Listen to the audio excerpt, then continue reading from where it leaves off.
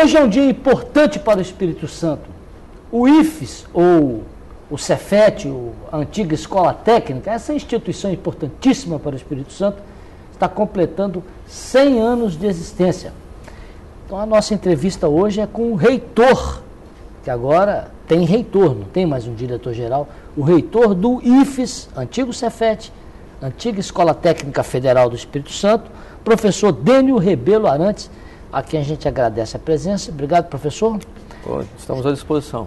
É difícil falar reitor, porque até agora sempre foi diretor-geral, e o IFES agora, como uma instituição que tem curso superior, ela é dirigida por um reitor, é isso? Exatamente.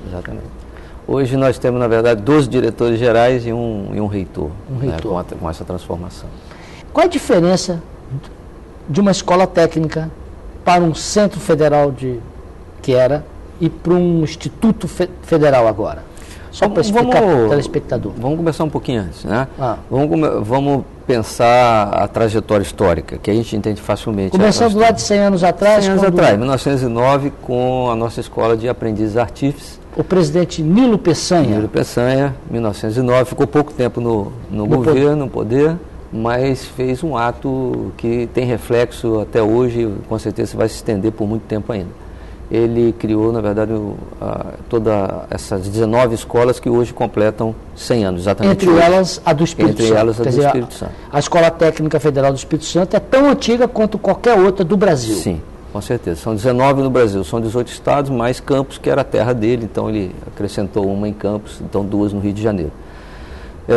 Lá em 1909, nós nascemos como escola de aprendizes artífices, que cuidava de meninos desamparados, 10, 11 anos, 12 anos, uma idade ainda, meninos novos que tinham algum problema social ou algum problema familiar, que eram encaminhados para lá.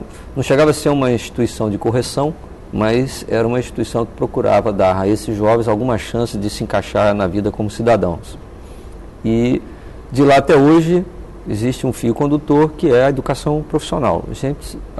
Essa instituição sempre fez educação profissional ao longo de toda a sua trajetória histórica. E o que se nota no processo, se faz um paralelo com o desenvolvimento econômico e social do país, é que a nossa instituição sempre teve uma relação muito próxima à sociedade, o que faz com que ela se transforme, né? Muitas vezes ao longo do processo. São 6 nomes distintos, 5 transformações, 6 nomes distintos, a partir da sua criação. Escola de Aprendizes Artífices, meninos bem jovens ainda. Depois virou o Liceu Industrial, que era o segundo ciclo do ensino fundamental. Liceu Industrial. Liceu Industrial. E depois Escola Técnica de Vitória, aí já no segundo ciclo, no chamado ainda, né, o segundo grau da época. Depois foi uma transformação simplesmente de uma instituição ligada diretamente ao MEC para uma autarquia, virou Escola Técnica Federal. E essa transformação em autarquia foi extremamente importante, como diz o professor Zenaldo, um dos nossos diretores. Ela deu autonomia para que a instituição conseguisse realmente crescer e se transformar a partir do seu interior, não mais direcionado diretamente para o Brasília. E depois nós tivemos a transformação em Cefet, onde a gente lançou o primeiro curso superior, os tecnólogos em metalurgia e materiais, e agora a transformação em IFES. E todas essas transformações, elas estão ligadas diretamente às mudanças que acontecem na sociedade. Quer dizer, não é o nome, não é só a nomenclatura que muda, o nome da escola, porque alguém resolveu mudar. Não, de jeito nenhum. Tem um sentido. Tem um sentido. É fácil de perceber que quando começam os cursos técnicos é o momento da industrialização do país. Há necessidade dos técnicos devido a essa industrialização, e a escola então se transforma numa escola técnica. A gente sabe que a organização da produção está cada vez mais complexa, as atividades dos operários estão cada vez mais complexas, e como nós temos uma vinculação muito forte com a produção, há também uma necessidade de que os profissionais formados tenham uma qualificação e um conhecimento ainda mais aprofundado, o que faz com que nós caminhemos também para o nível superior. Então essa é mais ou menos a nossa trajetória. Então, e a diferença de um centro de formação que tinha curso superior para um instituto? O Brasil tem poucos institutos, que a gente conhece, tem federais, né? Federais. Nós temos o Instituto Rio Branco, o INPE, O INPA, de Matemática Pura e Aplicada, são alguns. Aquele da Aeronáutica, Instituto, o ITA, né? Por quê? Porque é um outro nível? Não, os institutos, esses demais que você citou, eles são normalmente ligados a algum aspecto tecnológico. Certo. E por isso o nome instituto foi escolhido. Né? Porque essa é uma outra vertente nossa.